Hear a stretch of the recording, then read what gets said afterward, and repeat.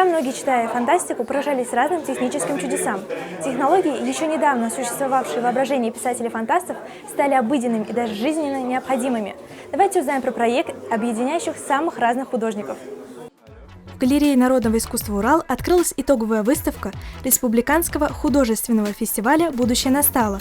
Авторы, в соответствии со своим видением концепции проекта, представят произведения в разных стилях, от пейзажа до абстракции, от мелкой реалистичной пластики до концептуальной инсталляции.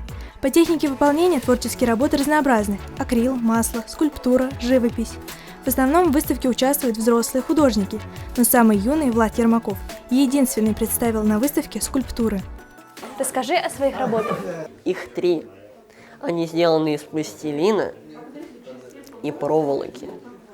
В некоторых из них есть потайные отсеки, чтобы туда можно было что-то положить. Но показывать я их не буду, ибо они потайные. Я вдохновлялся готическими скульптурами горгулей, многими фильмами и играми. А Страж Арки в основном китайской мифологии. Чем белый пластилин отличается от обычного? Им легко лепить. Он бесцветный, он однотонный и не будет искажений в процессе.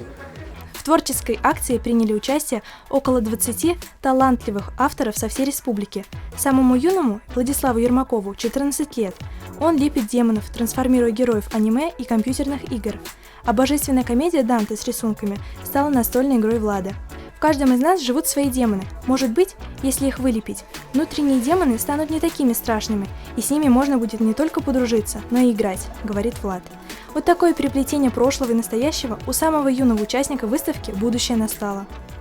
Выставка направлена на распространение любительского творчества. Она знакомит своих посетителей с особым пластом народной культуры, творчество которых до недавнего времени обходилось молчанием. Карина Габидуллина, Рамазан Мусин, специально для Горы новостей.